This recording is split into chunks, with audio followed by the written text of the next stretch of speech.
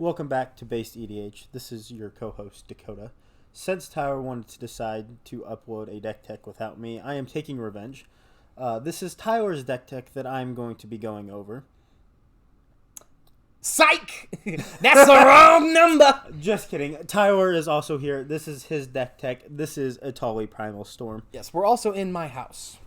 So, my house is where the microphone is. So it's And the laptop. And the laptop. I suppose you could just record something off of your phone and just put it up to YouTube. Just crappy quality. Yeah, just use Architect Mobile and just upload the video like an '08 YouTube vlogger.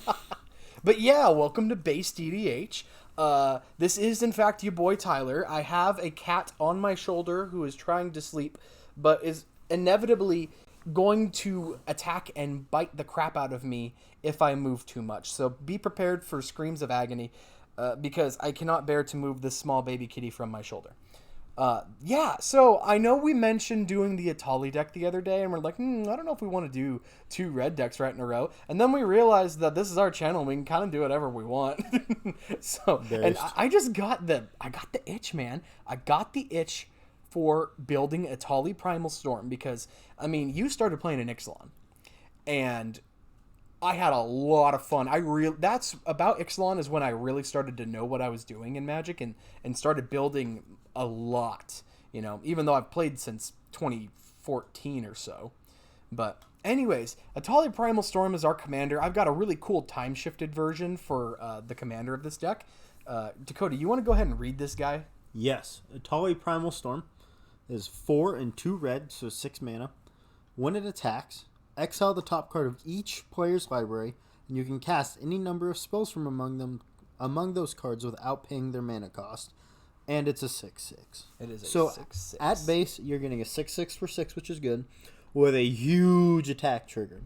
Something important about that trigger, though, is that all spells will go on the stack at the same time that you choose to cast.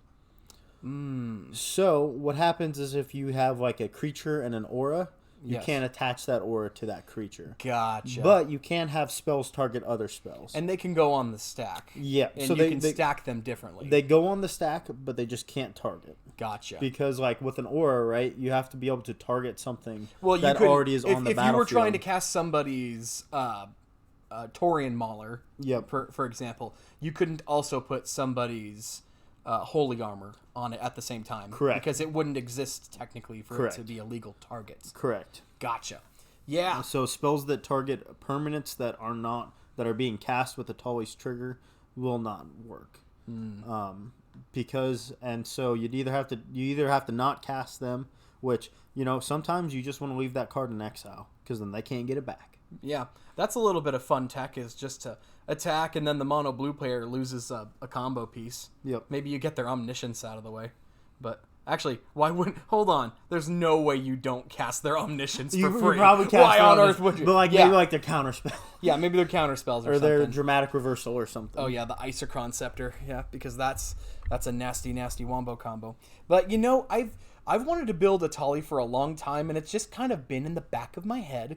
And finally, I was playing against one in a game about 4 days ago, and I just got the itch. And I decided I had to build this thing finally. And it's been so long. And this is kind of a... Was it Kodiak's Etali from his Prosper deck? It might have been. I think that was the straw that broke the camel's back that made me want to go through and do this commander. So, what are we going to do to play and win the game? How are we trying to compete at the table? So Etali might be a 6/6 dinosaur, and that's nothing to scoff at, but he's got no evasion, and he's got no other cool effects besides his attack trigger, which is monstrous. But we are going to have ways of picking up the pace, giving him a little bit of protection, and then capitalizing on whatever it is that we rip from our opponents. So now, again, I like to have 10 pieces of card draw in my decks. You'll notice, yet again, I don't have 10 pieces of card advantage. One, because it's hard to get actual card draw in red.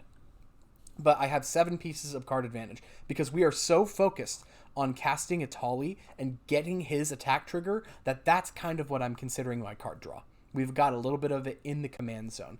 So I want to go ahead and bring you through the card advantage suite. I'll have Dakota go. I'm going to read off the name and the cost. I'll have my boy actually read off the card for us. So let's start off with Outpost Siege for 4. It's a great enchantment. It's a great budget draw spell, basically. It's not really draw, but what it does is for 3 and a red, you get an enchantment that when it enters the battlefield, like all the sieges from, was it Khans of Tarkir? Fate Reforged, actually, but yeah. You can choose either Khans or Dragons. Khans says at the beginning of your upkeep, exile the top card of your library. Until end of turn, you may play that card. And we don't give we don't care about. We don't dragons. give a damn about the dragon section. Dragons have some effect in very certain decks, like the new Vrondis. That's not that bad to choose dragons, but that card advantage is way more important. The best part is it happens every upkeep. It's repeatable. You're gonna get card advantage. Yep. It's a great way to see just more cardboard out of your library. Much similar to that. Light Up the Stage for 3. Light Up the Stage is a fun card. Right now, normally, especially in this deck, you should kind of expect to pay 2 and a red, unless you have some early game stuff. It says, exile the top 2 cards of your library. Until end of turn, you may play those cards. But if you can find a way to deal damage to your opponents, it has Spectacle for 1 red, so you're only paying 1 red to do it instead. So really cool. if you have like I'm trying to think of a small creature you got in this deck. I don't think We're not running that many small creatures. So getting it Treasonous Ogre. Getting somebody to get hurt might be a little bit hard, but or if you get your Otapec Huntmaster out. Yeah, it's hit him definitely for 1. It's definitely possible. You know, but the thing is, it's until your next turn, so paying 3 for it is not the end of the world. Ooh, I want to read this next one. Lelia the Blade Reforged, a new card out of the Strixhaven Commander decks. She is a 3-cost Spirit Warrior. She's a 2/2 with haste. And for our purposes of this deck, she is the Lieutenant of Etali because she is just a baby Etali. So she's got haste. Whenever she attacks, exile the top card of your library. You may play it this turn. Whenever you exile 1 or more cards from your library and or graveyard, put a +1 counter on Lelia. So Lelia is going to pump herself whenever she exiles cards or whenever Etali does it when he finally comes out. But in the meantime, when Atali's not out, Lelia is still going to let you get 1 card off the top of your library. Now, you are going to have to pay for it. But she is a 3-cost with haste. So she can come out on turn 2 if you end up getting the right hand. She just gets out of hand really fast, and I think she's a great addition to the deck. All right, Dakota. Jessica's Will for 3. Jessica's Will is 2 and a red for a sorcery. Choose 1. If you control your commander as you cast the spell, choose both. Add 1 red for each card in target opponent's hand. Or you can exile the top 3 cards of your library. You can play them this turn. It's starting to get very pricey. The $21.99 is not what you should expect to pay for it. They're about $15 right now. Great card. It's going to be a card that's going to keep going up in price, assuming there's... I mean, if they wanted to reprint it, they could have reprinted it in the Prosper deck. Yeah, I wish they had. They're probably not going to reprint it for a while. If you want these cards, get them now. Yeah. They're not going to be cheaper for a while. Jessica's Will is absolutely a mono red staple because it's ramp and card advantage on a card. Yep. Yeah. Ignite the Future for 4. It is a bigger version of Light Up the Stage. For 1 more mana, you get an extra card off the top of your library that gets exiled. It's still until the end of your next turn. And then if that spell would go into the graveyard, you exile it this way instead. But if you flashback it for 7 and a red, you get those 3 cards, but you don't have to cast. You don't have to pay their mana costs to do it. And it says play. So if you hold, it does say play. If you find a land, then you can play that land. Oop. And here goes my little cat that's been sitting on my shoulder. She is now going to sit next to me because she's deciding to run off. Good. Hey, we're trying to record a show, little lady. Can you pipe down? I no longer like that baby cat since they did not use the name I recommended. Are you a good girl? No, now you're not going to meow now that I'm holding you next to the mic, are you? Okay, I'm going to put you down now. All right, next card. Endless Atlas for 2. Oh, sorry, that's me. I'm not as high into this card as Tyler is, but it's a 2-mana artifact. You pay 2 and tap it to draw a card. You can only activate this ability if you control 3 or more lands with the same name. Which you will, because we're playing mono red. You're gonna have 3 mountains. Court of Ire for 5. Core of Ire is the part of the cycle of the courts from Commander Legends. They all introduce Monarch. They all put it on yours, and then they do an effect with them if you have the Monarch and if you don't have the Monarch. In this case, if you don't have the Monarch, it deals 2 damage to any target. If you do have the Monarch, it deals 7 damage. Worst case scenario, you are killing a Hate Bear or a Mana Dork, or pinging down a Planeswalker that might give you trouble. Best case scenario, you're dealing you're 7 nuking somebody something. to 7, yeah. 7 kills like most of our big things in this deck. So, yeah, great card. All right, I'm going to hit some of the removal real quick. I had to kind of stretch for the mono red removal because I don't like to just do damage removal all the time. And we could put Court of Ire in the removal section, but that's red is not meant to make red's damage is based off of red's removal is based off of damage. It's hard to find good removal in red that says destroy. Yep. And if we're lucky, we're going to have enough big creatures that we can get in and just destroy creatures on our way attacking through too. Yep. So that's why what's the card? It's from Hour of Devastation that removes indestructible and then deals 5 damage to each creature. Hour of Devastation. Is it? It's got Nicol Bolas on the Oh, it is Hour of Devastation. Oh, is the name it of is the Hour card. of Devastation. And it is from Hour of Devastation. Nicely done, Dakota. It's like that skeleton archer we just saw a little bit ago, whose creature type is skeleton archer. Shout out to Mitch from the Commander. Incredibly based. Yeah. But he has no idea who we are. Yeah, no. But I've watched him since his very first episode, like the day it came out, so I'm always been like super proud that he's made his channel what it is. Good for him. He's living the dream. Anyways, Vandal Blast. Destroy target artifact you don't control. If you pay 5, you can overload it and destroy each artifact you don't control. That's a great way to get people's big steel Hellkites out of your way. And it's a great way to kill all of their mana rocks. And, I mean, you can easily cut somebody down from 8, 9 mana to 4. Yep, and it's a $5 card right now. It used to be a bit more. It got reprinted in the Prosper deck, too. So. Oh, yeah, you're right. I totally forgot about that. Yeah, so it's probably going to be dirt cheap here pretty quick. Unstable Obelisk for 3. I pulled this... I completely forgot about this until Dakota put it into his Delana deck. Yeah. And I'm like, yeah... I'll pay 7 and have a Mana Dork blow up to get rid of somebody's enchantment that's destroying my stuff. Because, I mean, once you get to 7 mana, you've already gotten 3 mana out of Unstable Obelisk. Mm-hmm. All right, Dakota. This is one of your favorites. You want to read it? I hate this. I've warmed up to this card a little bit, but when I first started playing Magic and I saw Steel Hellkite, I had no idea. I was like, that is the most overpowered card in the game. What do I stop this? And it kind of hurts when it's in my Ur-Dragon deck and it only costs 5 and it gets haste and it gets +3/+3 from Crucible of Fire. So, yeah, I have warmed up to this card, but for a long time, this was like top 3 least favorite cards. 6 mana, artifact creature dragon with flying. You can pay 2, and it gets +1/+0 until end of turn. You can do that as many times as you want. So somehow you make infinite mana. You got a kill spell right there. Mm-hmm. But its better effect is its second ability, which is pay X, destroy each non-land permanent with CMC X, whose controller was dealt damage by Steel Hellkite this turn. You can only activate it once a turn. They're trying to make it a little bit fair for it, and it's not X or less, or X or greater. It is X. So if they have... You see somebody has 4... Each player has a Soul Ring. You just choose 1. I guess it only blows up theirs. It blows up. But if they have a Land of War Elves 2, if they have a Utopia Sprawl, it just destroys those 3 things. Even better is if they're playing like an Elf tribal deck and they've got 10 1/1 Elves. Their CMC or their mana value, because we're boomers, is 0. So you just activate that for 0 and you just destroy, against Darien. Banging card. Yeah, against Darien, this is actually very brutal because, especially considering I don't have that much. I mean, I better hold up a removal spell. Right. That's the way Darien stops this. The nice thing is, in a Solar meta like ours, where it's very much Battlecruiser, Steel Hellkite's better. Mm-hmm. Because the game of Commander has gotten a lot more focused because they just keep printing better and better cards. Yep. Steel Hellkite is very cheap and very...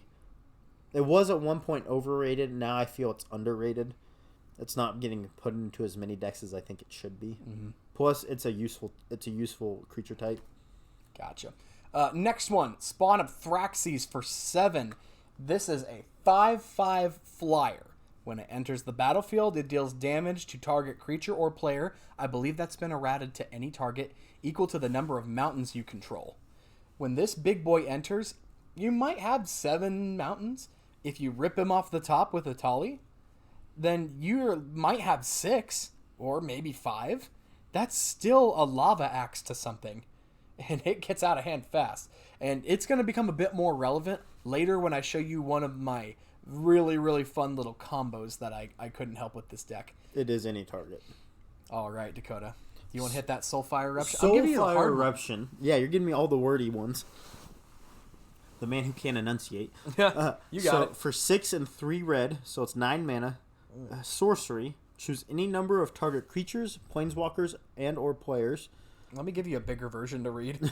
I just realized you're probably having a hard time reading that. So you choose any number of creatures, permanents, or players, then you exile the top card of your library for each one of those things. And it deals damage equal to that spell's CMC to that permanent or player, and you can play those exiled cards. Until the end of your next turn. The specific, you have to remember the order that you targeted the things, because you have to exile the card for each one. Mm-hmm. The nice thing, effectively this is pay 9, exile the top 4 at a minimum, because you just choose everybody. Yep. And then you have a guy playing an elf ball deck. You have another guy playing even a spell slinger deck's going to have a couple things on the board. You know, somebody's playing a planeswalker deck. Well, congrats, you just changed it from 4 to 10. Yep. And hey, I don't mind targeting myself and risking getting hit. If I get hit for 10, cool. At least it was funny. Right. But I'll take that. I'll take that card. This is card draw and potential removal on combined into one, and that's why we're okay with the 9 mana cost. Yes, and we've got rituals to get us up there, and we can also rip it off the top with Etali. Meteor Golem for 7 enters, destroy target non-land permanent. Great way to get rid of enchantments or a problem creature. Meteor Golem is good in any deck. It doesn't really matter what. It doesn't matter if it's a green deck. It doesn't matter if it's a white deck. It doesn't matter if it's a blue deck.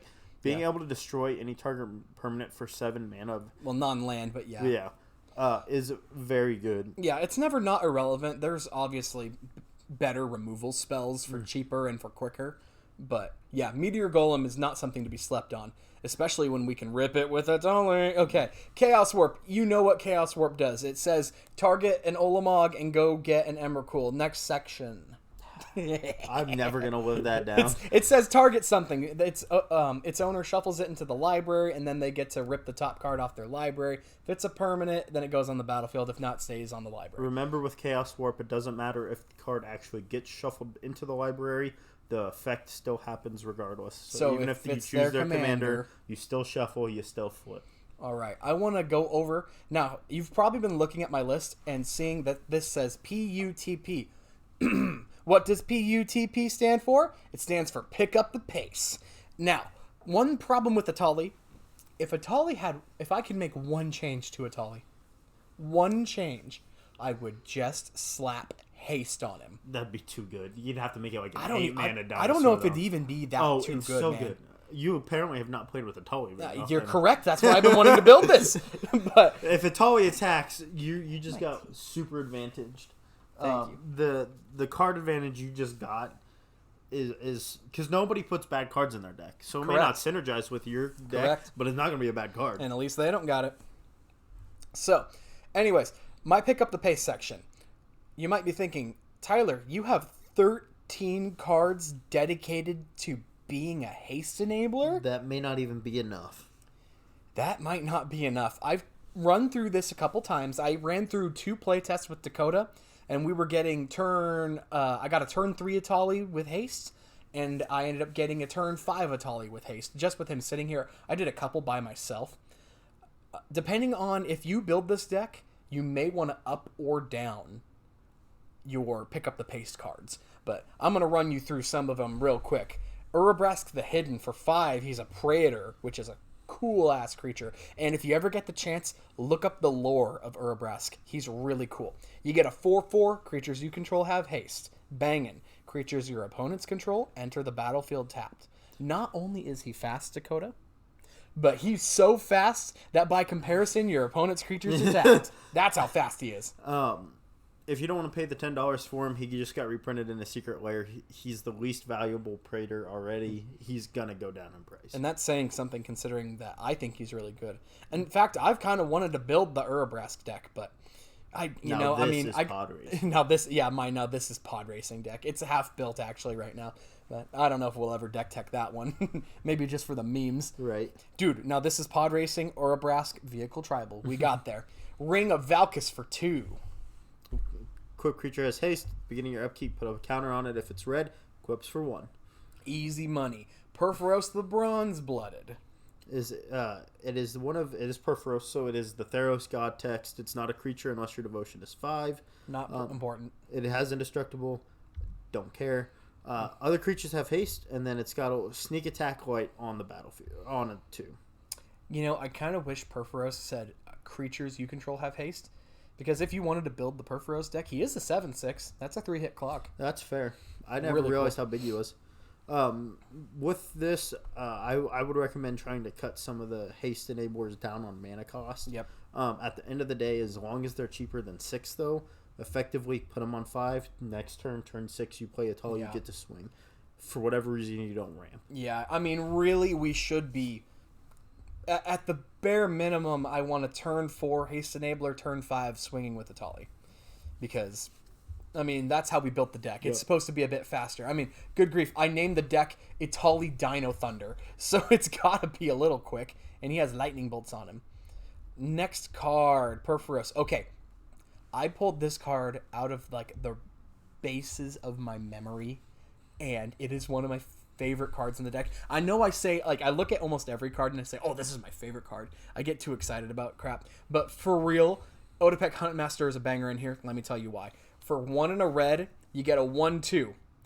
Tap, target dinosaur gains haste until the end of the turn. Yes, this isn't going to make your other stuff speed up unless... Do we care? We are running one other dinosaur in here, and I believe it is the Silverclad Ferocidons. Yep, they're over in my banger section. Another important thing, dinosaur spells you cast cost 1 less to cast. I love stuff that that covers more than one problem we have. Not only is this fixing my haste issue, it's making Etali come out a turn earlier, and that's a go-to in my book. All right, Dakota. I know you love this boy as much as I do. Ogre Battle Driver. 2 and 2 red for a 3/3. Whenever another creature ETBs, that creature gets +2/+0 and haste. This thing is going to get lightning bolted almost every time it comes out. And it deserves it every time it comes out. But it's a banger. The more creatures you can put out in a turn, the better. But when you got an Etali, that's good enough. Yep. Allow me to regale you with his flavor text. Ogres are driven by passion, rage, and another ogre standing behind them with a whip. Where there's a whip, there's a way. Lightning Greaves for 2. You know what it does. It equips for 0, haste and shroud. Handwire Battlements. Yes, this is a land. We are, in fact, running 34 lands. Don't worry. We're not just running 33. That would be really low for my standards. In fact, we could probably use one more mountain, if I'm being perfectly honest. It taps for a colorless, and it has a very low opportunity cost for include in the deck. Because at the bare minimum, it's going to be a colorless land. You can pay red, tap it. Target creature gains haste until the end of the turn. It also has this really fun effect of if you pay 5, if you control this in a card named Handwire Garrison, you can exile them until the end of the turn, and then they return melded into Handwire the Writhing Township. Real quick, I'll show you what the Handwire Garrison looks like. I won't save it for later. So it's just a 3-cost creature. I couldn't help... I mean, I wanted to put the Garrison in here. I had to put... I wanted to put Handwire Battlements in here.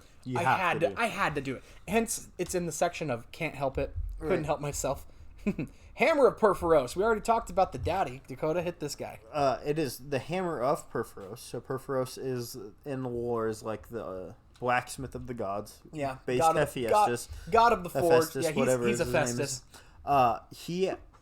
It's a legendary enchantment artifact because they couldn't put enough keywords on this card. Yes. Creatures you have haste, but it also gives you a little bit of utility of you can pay, is it 3 in a red, or 2 in a red. It's 2 in a red. To sack a land, put a 3/3 golem artifact, enchantment artifact creature token onto the battlefield. Yeah, no, I don't really ever see that becoming relevant, but Probably not. But somebody is attacking you with some big thing, and you just need to soak it up. it's another copy of Fervor in this deck Yeah, with upside, basically. and it looks really cool.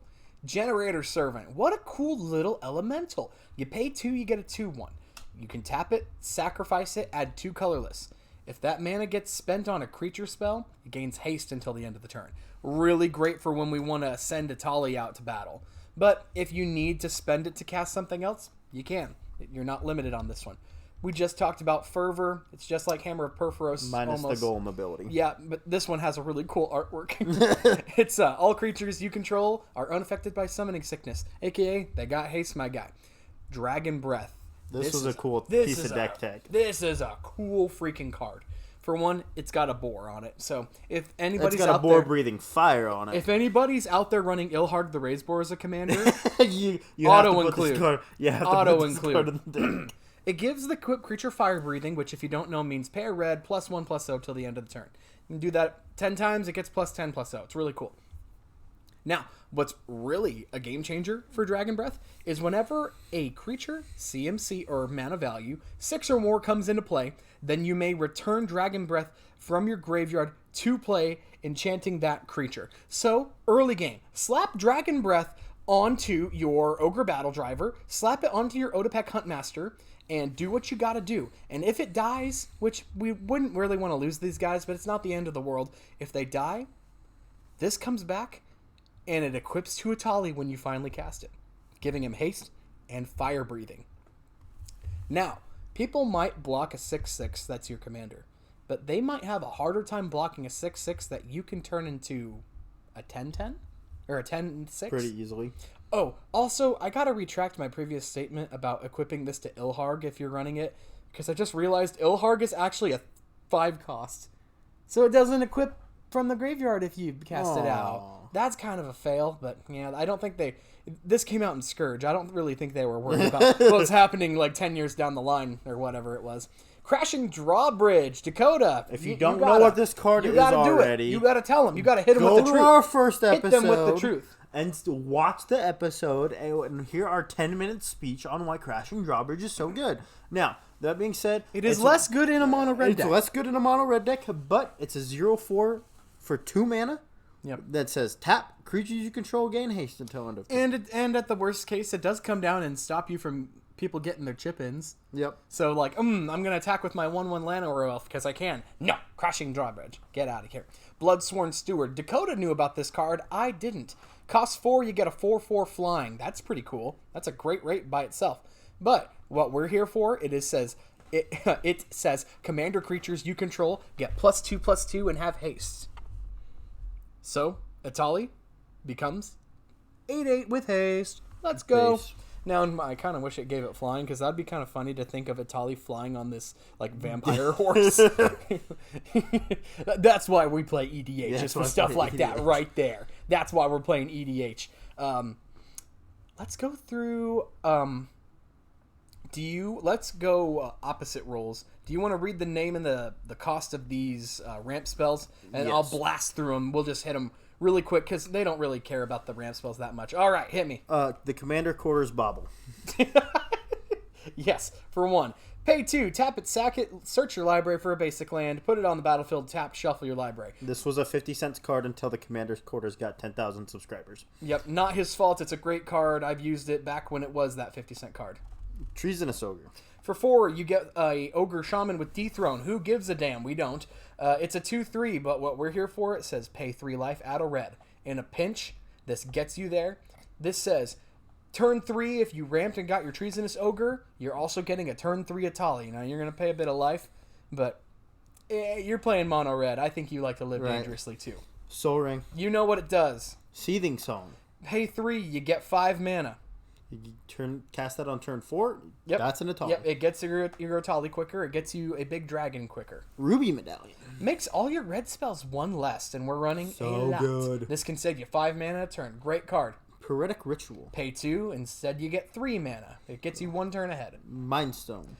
You pay 2, you can tap it, get a colorless mana at the end of the game. If you don't need it, tap it, pay 1, draw a card, and get rid of it. Mana Geyser. This is probably going to say pay 5 and get 20 mana. Yep. You know, Magical Christmas Land, it's even more. Hazoret's a monument. A cheaper money version, but more expensive mana version of the Ruby Medallion. Your red creature spells. Oh, this only says creatures, not just red spells, so keep that in mind. That's okay for us. It makes Etali come out a turn quicker, and whenever you cast a creature spell, not just a red creature, you get to discard a card, draw a card. That's rummaging, right? Yep. Rummaging, not looting. Geosurge, I took it out and then added it back in. Oh, I guess I'm reading it. I guess I'm reading the name of this one. Fuck you, Dakota. Pay 4. You get 7 red mana to your mana pool. Only cast it on artifacts and creatures. Totally fine Don't by care. us. That says get our Etali back out. Especially if it's got die-downs. Gauntlet of Power, the Infinity Gauntlet. You pay 5. Oh, I swear I won't read the next name. You pay 5. You choose a color. We choose red. Red creatures get +1. +1. That's also your opponent's red creature, so keep that in mind. Whenever in this case, whenever a mountain is tapped for... Okay, I gotta stop. Dakota, there is currently a small kitten. Like, I've got my feet up on the coffee table with my laptop on my lap, and there's a cat underneath the couch climbing up and attacking the bottom of my legs underneath my shorts. Get off of there! Get down! I've been trying to keep my composure, but she's just getting me. But the Infinity Gauntlet says whenever you tap in our case, is mountain for mana, its controller gets an additional red mana for that. Now keep in mind, it's gonna double up all of your opponent's red mana as well. But unless you're playing against another mono red deck, you're doing okay. Yeah, you're gonna be all right. Little cat, you can't come up here. Be gone. You promised. I tried. You promised. I stopped most of the way through. Felwar Stone. For 2, you tap it, make a color that an opponent could make. Odds are it's gonna get you a red. Worst case, a Ramsey on turn 2. Cursed Mirror. This is a strictly better manolith in this mono red deck because it costs 3, it taps to make a red, and when it enters, you can have it become a copy of a creature on the battlefield until the end of turn, and it gains haste. Yep. That being said, you don't want to have it become a copy of Etali because then it promptly it pisses off the Shadow Realm and dies. Fuck it. No, you don't want it to make a copy of Etali. Fuck it. No. You want this to come in and be a copy of your Ogre Battle Driver or your Otepec Huntmaster or even your Generator Servant and then make it die and give something haste. Brass's Bounty. For 7, you get to make a treasure for each land you control. This can go big late game and early game. Worst case scenario, it makes 5 treasures. Next turn, you get a big boom in turn. Arcane Signet. Pay 2, tap it. You get to make a mana of your commander's color identity. So Red. Yeah. It's ramp on turn 2, and finally it's like $2 instead of the $20 it was when it first came out. If you need to save some money, take out like the Felwar Stone, add in a ruby or whatever the red diamonds. Yeah, get the fire diamond, I think is what it's called. Yeah, it's a cheaper version. But I mean, honestly, there's no reason not to run this for $2. No. So hey, good job. We went through the ramp section really fast that time. All right, next section I want to talk about. We've got the bangers. And we've got the Can't Help It, and we've got my Combat ×2. Let's just go ahead and do the Combat ×2 because it's only 3 cards. So, I understand that Helm of the Host does not double your combat. But in this deck, it makes a non-legendary version of Etali. And that says... does not go away at the end of turn. It does not go away. And so then, that way, you just get to keep making Etalis. And each time those attack, your opponents and you exile a card. And you get to see more cards.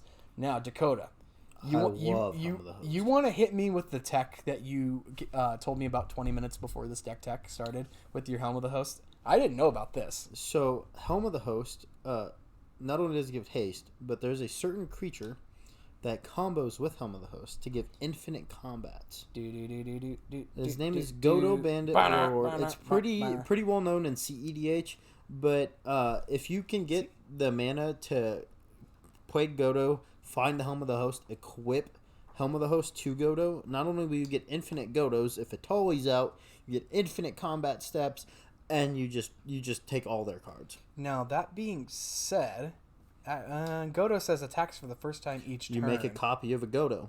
And that token Godo has not attacked this turn. And then it makes infinite Godos. And it just makes infinite combats.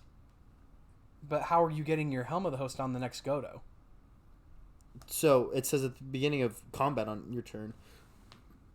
Create a token that's a copy of the equipped creature. So you would make a copy of Godo. It says then, whenever Godo attacks for the first time each turn, untap it. Oh, after this phase, there's an additional combat phase. Oh, so that would be the first time that one attacks. Wow, so that gets out of hand fast. You know, I should probably, is this really CEDH? Yeah. Is that why it's CEDH? Yeah, because it just goes and finds Helm of the Host? It's a 2-card combo. One of the cards is in your command zone. Wow. I mean, you are still going to have to find a way to pay 5 and get it onto Godo. Yep. But I mean, you get if you did your mana geyser, congrats. Yeah, actually, that makes a lot of sense. Really cool tech. Kite Charger. For 6, you get a flying haste 5/5. Hit me with the truth, Dakota. When it attacks, pay 7, untap all creatures. After this phase, there's an additional combat phase. So if you've got extra mana lying around, you get to cast that Etali again. And who knows, maybe you rip a ritual and you can pay for it. Fury of the Horde. This time you're just paying 7 mana, and you get an extra combat step. However... What? No, we don't want to pay 7, do we? No. Let's say you had... It basically has the same effect as Force of Will. You exile 2 red cards from your hand, and you can pay it for free. Somebody's here. Who is it? It's my wife! Sarah, welcome to the podcast. Say hello to the people on the podcast. Yeah, say hello to our 4 friends. We can prove that you're real to the 4 people who know you that watch our podcast. Wife, I love you. She's not real. It's only a figment of power. Yeah, as soon as I take my medication, she goes away. But anyways, untap all creatures that attack this turn.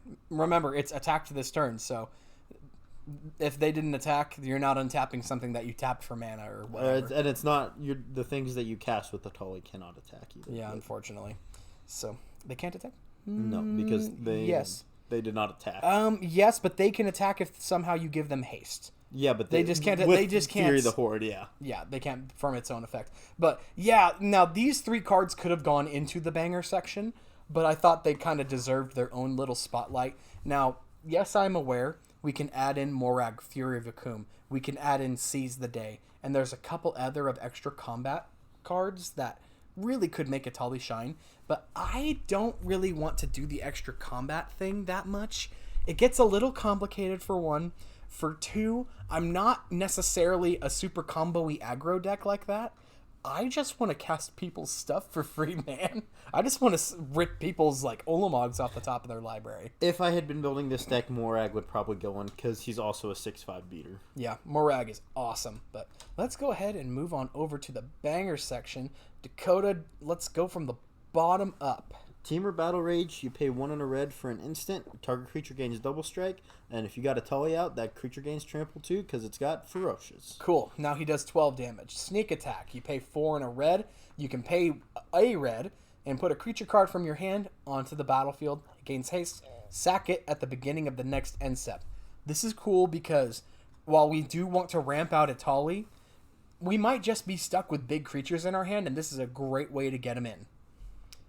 Silverclad Ferocodons. Silverclad Ferocodons is also another dinosaur. This one is even bigger than Etali, though. It is 7 mana for an 8/5 with Enrage. When it's dealt damage, each opponent sacrifices a permanent. Great card. Great card.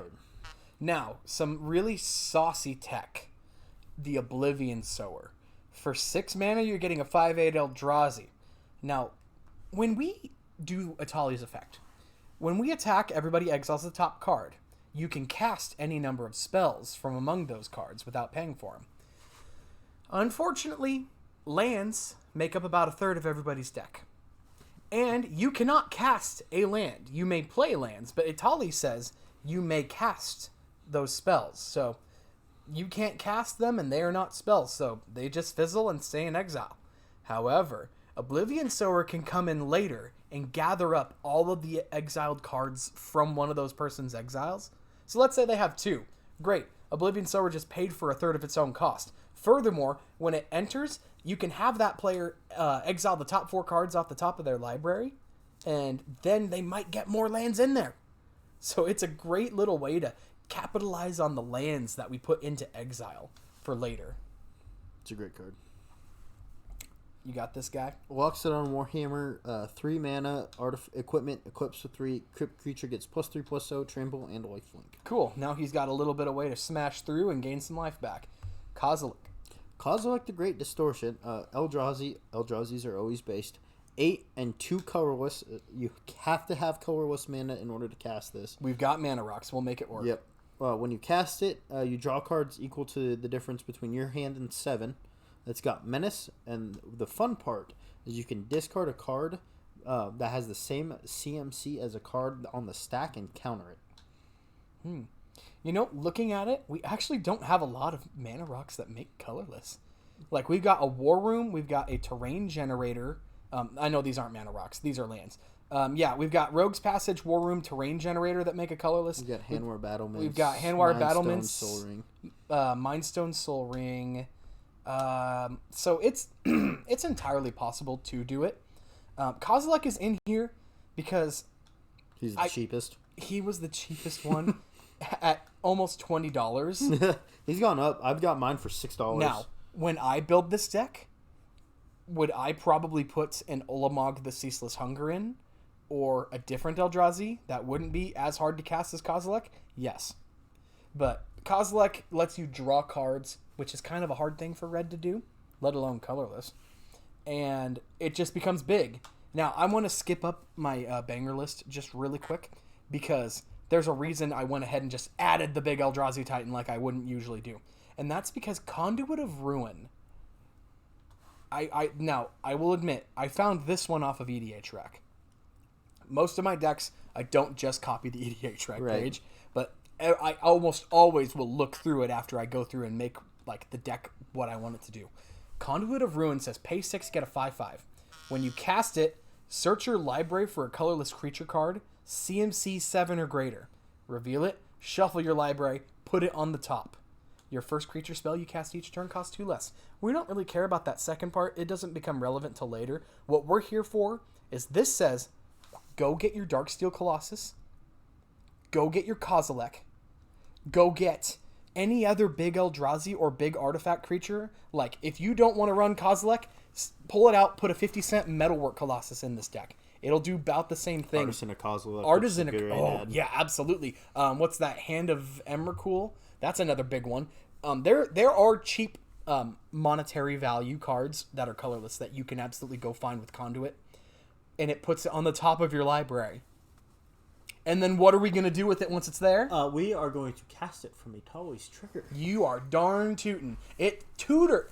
A Conduit of Ruin says with a little bit of extra work, tutor an Eldrazi Titan onto the battlefield. And you're casting it. So you're getting Kozilek's cast trigger. It's not just an enter the battlefield, so you're going to get that. Yep. Or if you run Ulamog the Ceaseless Hunger, you are going to get to destroy or exile those permanents. Right. Oh, my goodness. Yeah. Conduit of Ruin. Great card in Etali Primal Storm. Definitely alter the big things you get with it to fit your budget. Conduit of Ruin doesn't cost that much, so I would definitely recommend running it at the bare minimum. But let's go ahead and get back on our list here. Dakota, you want to hit this guy? Ilharg, you have to equip Dragon Breath to it, otherwise Dragon Breath does not work. Look at the art. That's how it works. Based. 3 and 2 red. You get a 6/6, great rate with trample. And when it attacks, you may put a creature card from your hand onto the battlefield, tapped and attacking. Remove that creature, or put that creature into your hand at the end of the beginning of the next end. Beginning of the next end step. And then he's got the long-term death effect, like the long-term plans effect, where if it dies, it goes third from the top. Yeah, there's pretty much no way to actually remove Ilharg. The War of the Spark gods, or gods from Amonkhet, minus the Hazoret, because she just died or something. And you know why that's great? Because here in a couple turns, we're going to Etali and rip him off again. Yep. So, great card in this deck. And it's nice to just have that sneak attack effect for when we do get our Kozilek in our hand. Yep. Or when we do get our Darksteel in our hand and we just want to swing through and get it in. The best part is that they're not sacrificed like sneak attack. They just go back to your hand. So it's repeatable. Yep, absolutely. Darksteel Colossus is an 11/11 trampling indestructible big boy. And if it would be put in a graveyard from anywhere, shuffle it into your library. Yep. It's to prevent 1 mana recursion spells. Yes, it is to prevent getting reanimated. reanimated. So like a turn 2 win in Modern. Well, what do you know? I don't think this card goes in this deck. Oh, you think wrong, my little we amigo. all have pet cards that we love, so I'm not going to pass judgment. Listen, I just can't help the idea of Colossus Hammer onto the Etali. It becomes a 16, maybe Teamer Battle Rage to do 30-something damage. I'm not a math major. It's a big thing. If you don't like it, piss off. And go get something else to put in. Go play a different commander than bitch. Go play Yu-Gi-Oh. Go play Solitaire. Go play Solitaire and Clash of Clans. Yeah, Chaos Wand for 3. You really like to make. I got this one. I've been trying to go back and forth so that I'm not just reading. I'm sitting over here like straining my eyes because I'm sitting next to the tower and the Do you want me card's to get you a literally magnifying glass, you boomer? The card's literally as far away as they can be for me to read. I know it's awful, because he's sitting on my right side and this is all on the left side of my laptop. At least it's a 17-inch laptop. That's fair. So, because I'm a gamer. Okay, for 3 you get a Chaos Wand. It's an artifact. It's a pretty new card from M19 actually, so it's only like 2 years old, I think. Pay 4, tap it. Target opponent exiles cards from the top of their library until they exile an instant or sorcery card. You can cast that without paying its mana cost. Then put the exiled cards that weren't cast on the bottom of the library, on the bottom of that library in a random order. No, whatever. So you pay 4, tap it, get somebody's Cultivate. Yeah, or if you're lucky, you can go through and find somebody's board wipe or something. I mean, it's called Chaos Wand. Somebody else's Soulfire Eruption. Oh my goodness, can you imagine? Yeah, it was really funny the other day because I had Kodiak hit me with the Chaos Wand while I was playing my colorless deck, and I told him, you got to be careful, because if you Chaos Wand me, you're going to go into my library, and I only run like 2 sorceries. One of them is a Return to Dust. So all of my colorless things are going to be left alone, and I'm going to board wipe everybody else. And he said, screw it, I'm doing it. Yeah. Unfortunately, my bluff didn't really work because I had my Return to Dust in my hand. No, to be honest, I wish you would have been in your library. Yeah, that would have been just nasty. Exiled it, and then you wouldn't have been able to cast it. Yep. That set us back quite a bit when you did that. Yeah, that one came in clutch. It helped me win the game. Last card of the banger section, not very exciting. It's a Blood Moon. Pay 3 non-basic lands or mountains. That means that they lose all of their abilities. They don't have, like War Room, for example. Yes, this is no longer taps for a colorless. This is now a mountain. It no longer lets you pay life and draw a card. It literally just taps for 1 red mana. Yep, it changes it completely into a mountain. This is a mountain. This is a mountain. Ooh, and all it cool. does is tap for. Hey, that's a mountain. Yeah, is that a mountain? It's a mountain. It's actually just a bunch of lightning bolts that look like mountains because Etali has like lightning behind it and gold. No, that is pretty. Yeah, base. I had to go for the flavor when lands. I can't help myself. Yeah, so that is a non-bow with our War Room and blah blah blah blah blah. But you know what? It's gonna shut down somebody's Urborg and Cabal coffers. It's going to shut down their command beacons. It's going to shut down their strip mines. It's going to shut down all those other really cool lands that help them work, and it's really not going to hinder you that much. Nope. So, and if they get mad about it, tell them to run more basic lands. All right, Dakota. We're almost through the deck. There's one more section. And this is called the I can't help it or I couldn't help myself section. This is stuff that I had to do. This is literally adding cards, 7 or really 6 cards because Handwar Garrison's in there just to make a 1 card work. It's also just, we want big things to hit with Etali. Yep. So why not have them be dragons? I tell you, I know. What's better than a dinosaur on the ground? A dinosaur in the air, baby, and it breathes fire and talks. So the thing is, most decks that I build end up having a dragon sub-theme somehow, and I've really been trying not to do that. But this deck ended up having just like, when you're playing mono red, you need big things in mono red. So they just so happen to be dragons. Now, I'm going to hit you with my favorite interaction in this deck. Dragonstorm. Dragonstorm's pretty well known, and I know that people like to use ritual effects to cast a ritual, then Dragonstorm and go tutor 4 dragons onto the battlefield. Here's the thing. We don't care that this thing costs 9 when you're ripping it with Etali. We don't... Here comes the cat again. Oh, she's got my finger. Oh, no. We don't care that it costs 9 because we're going to rip it for free with Etali. And when we do, let's say best case scenario, they've got Oh, I don't know. Let's say I'm playing a 4-player game, so we rip 4 cards. Let's say they're all spells. I cast those spells, stacking it so that Dragonstorm goes on this stack last. That means that my storm count is now 4. Because those spells were cast before it. Right? Don't know how that works. I don't know how it totally works with Storm. I'm pretty sure that works because Etali says cast. So I'm pretty positive that because you get to choose how it goes on the stack, you can choose resolve this one, resolve this one, resolve this one, and then here comes the Dragonstorm. Dakota's going to rules check this real fast. I'm assuming that's how that works. Worst case scenario, you cast your Dragonstorm, and this is just a tutor that you ripped for free to go find any dragon in your library. So my concern is that you cast all of them at the same time. Mm-hmm. But they have to resolve some way or the other. Yeah, but it's saying when you... Storm says when you cast the spell. Copy it for each other spell you've cast this turn. It says cast before it this turn. Yep. So, but they're all getting cast at the same time.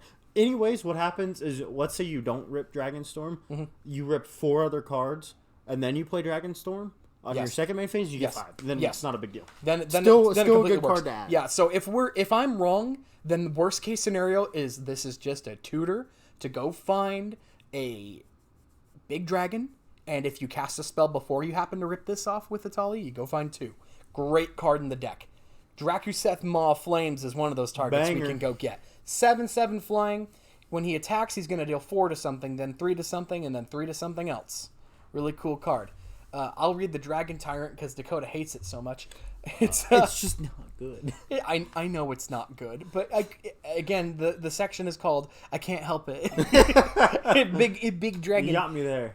He's a 8 and 2 red, so he's a 10 cost 6/6 flying, trampling, double striking dragon with fire breathing.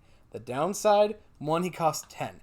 2, at your upkeep, you got to pay 4 red, or you sack him. Not that great. But you know where he is great? When you sneak attack him in, or when you ilharg the Razeboar sneak him in, or when you Perforos sneak him in, or when you rip him off the top of your library with Etali. That 6/6 double striking trample is not to be trifled with. All right, we already talked about Handwire Garrison. It's just in here because I want to be able to make the meld card, and I mean you got to take the opportunity when you can. When it melds, basically does the same thing as Handwire Garrison, except it creates 3 true Eldrazi's instead of 1/1s, and I believe it's 9/7. That's actually 7/4. 7/4. Yep. All right, Dakota. You ever seen Hellkite Courser before? I have, and I could not figure out a way to make it work except for in this deck. So 4 and 2 red, you get a 6/5 flying. It's a little bit off rate, but it's fine. When it enters the battlefield, you can put a commander you control from the command zone onto the battlefield. It gains haste. Return it to the command zone at the beginning of the next end step. So all you're doing is sneak attacking from the command zone, which is pretty cool. That is really, really cool. So, and you go and you find it with your Dragonstorm. Next card, Leyline Tyrant. I'm so glad that this thing's price has gone down. You pay 4, you get a 4/4 flying dragon. You don't lose unspent red mana as steps and phases end.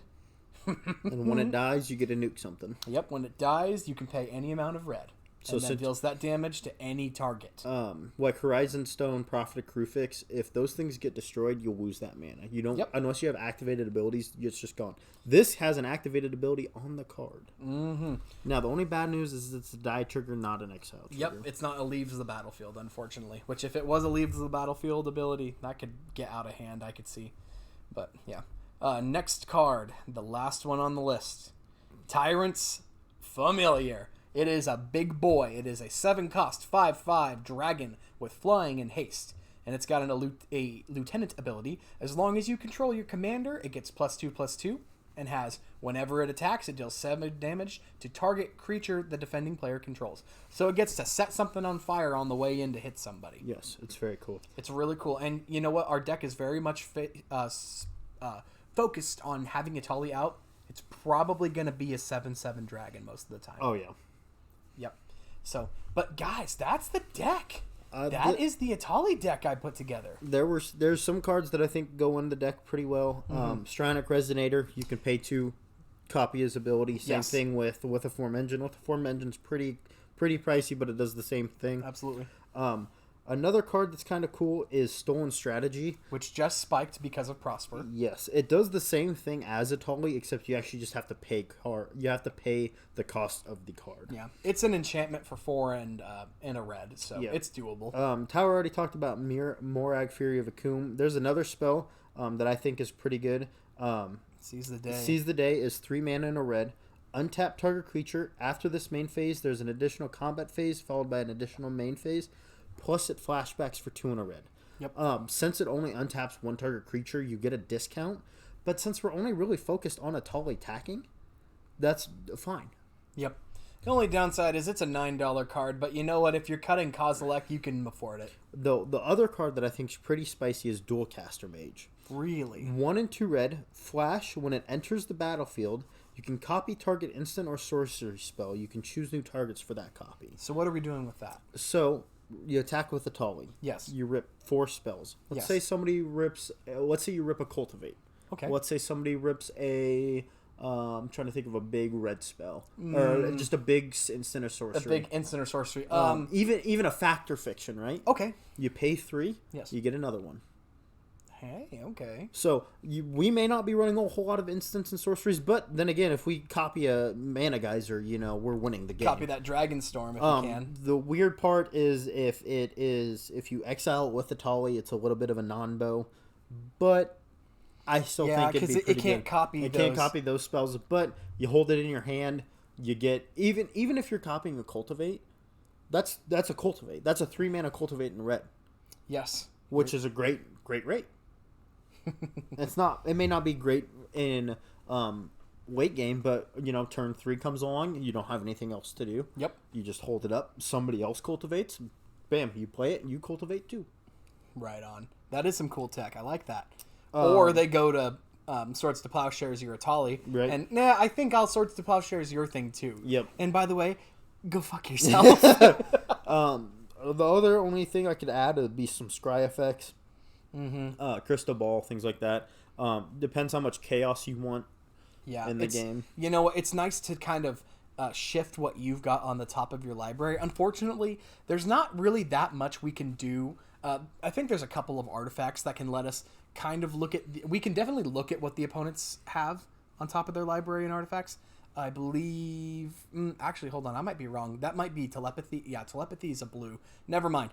There is a couple ways we can kind of work our top of the library, but I wanted to focus more on just kind of letting it hit where it lies, not worrying about what's on top, and more just getting lucky by hitting 4 different cards from 4 different players. That's why, if you love chaos, then don't put any scry effects. If you want to make sure that you're getting good stuff off your, making sure you're not getting your own Dualcaster Mage, go ahead and run some. But it's not that important. Yeah. But my man, I think we can wrap it up there. I mean, that's the Etali Dino Thunder deck. I'm probably going to put the money aside and build this, or something very close to this. Very close. I'll probably have an Ulamog in rather than my Kozilek. Yep. Or maybe I'll get lazy and just put the metalwork in. I don't know. Maybe I don't feel like spending money. But anyways, we want to thank you guys for tuning in to the episode. Thank you for sticking around. And I think sometime soon me and Dakota are going to want to do... if the channel starts getting big, we might want to give away some packs. Yep. I think that'd be a lot of fun. I think that would just be give fun packs, just to say thank you for, our 7 people who are subscribed. Like and subscribe. Yeah, like and subscribe, please. Yeah, but don't say that too much around your children, or they'll think it's you saying goodnight to them, and then next thing you know, you're putting your kids to bed, and they go, oh, good night, mommy, like and subscribe, and then, get out of my head, get out of my head. Anyways, we're gonna bounce and go get ready for church. Remember, Jesus loves you, and any money that is not spent on expensive cardboard, spend on guns and ammo. Yes. God bless you guys. Have a nice day. Thanks for sticking around.